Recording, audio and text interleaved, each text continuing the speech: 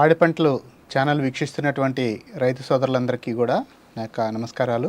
నా పేరు doctor K Ravindra Kumar. ప్రాంతీయ ఉద్యాన పరిశోధనా స్థానం కొవ్వూరులో సీనియర్ శాస్త్రవేత్తగా పనిచేయడం జరుగుతుంది. ప్రస్తుత వాతావరణ పరిస్థితుల్లో అధికంగా కురుస్తున్నటువంటి వర్షాలు, అదేవిధంగా గాలిలో తేమ ఎక్కువగా ఉండడం చేత రాయలసీమ జిల్లాల్లో అధికంగా నష్టపరుస్తున్న ఆశిస్తున్నటువంటి ముఖ్యమైనటువంటి తెగులు సిగతోకగా మనం చెప్పుకోవచ్చు.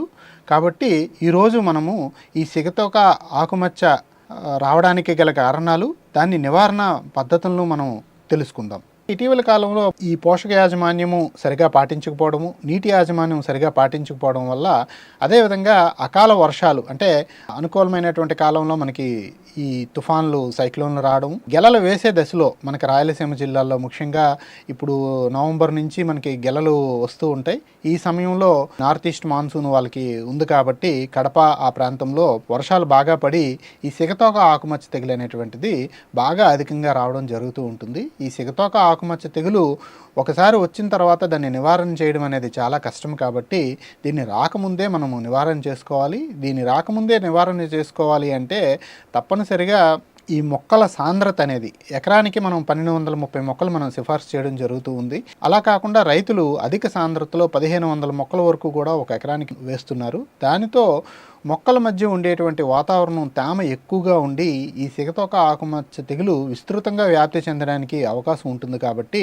ఈ అధిక సాంద్రత పద్ధతి కాకుండా మొక్కలను సిఫార్సు చేసినటువంటి దూరంలో వేసుకోవడం ద్వారా, అంటే 1.8 మీటర్లు ఇంటూ 1.8 మీటర్ల దూరంలో వేసుకోవడం ద్వారా దీన్ని సమర్థవంతంగా మనం కంట్రోల్ చేయొచ్చు. దాంతోపాటుగా ఈ మురుగునీటి కాలువలు ఏర్పాటు చేసుకోవడం, తోటలో గాలి ఫ్రీగా ప్రసరించేటట్టుగా చేసుకోవడం, పొటాష్ యాజమాన్యం అంటే పొటాష్ ఎప్పుడైతే తగ్గిపోతుందో మొక్క యొక్క వ్యాధి నిరోధక శక్తి తగ్గిపోతుంది. కాబట్టి మనం పొటాష్ యాజమాన్యం సమగ్రంగా చేపట్టడం ద్వారా ఈ సిగతోక ఆకుమచ్చ తెగులు నివారణ చేసుకోవచ్చు.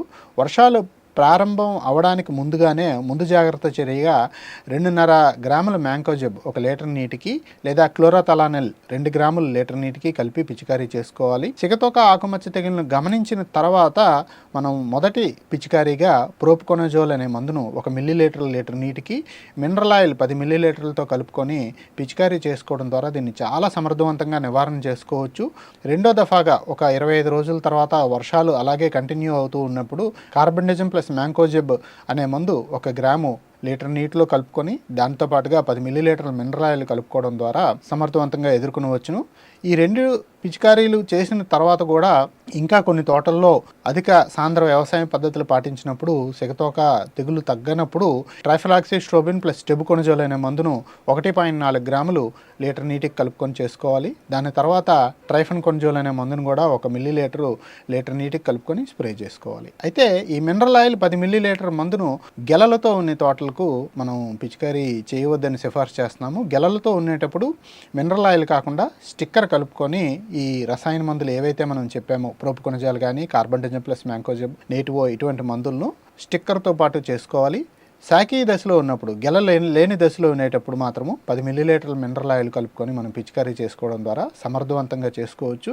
అయితే ఎటువంటి రసాయన మందులైనా కూడా అరటి కోయడానికి 25 నుంచి 30 రోజులు ముందుగానే మనం ఆపుకోవడం ద్వారా నాణ్యమైనటువంటి రసాయన అవశేషాలు లేనటువంటి పంటను మనకి ఉత్పత్తి చేయడానికి అవకాశం ఉంటుంది. ఈ అంశాన్ని వీక్షించినటువంటి పాడి పంటలు రైతు సోదరులందరికీ కూడా నా యొక్క ధన్యవాదాలు.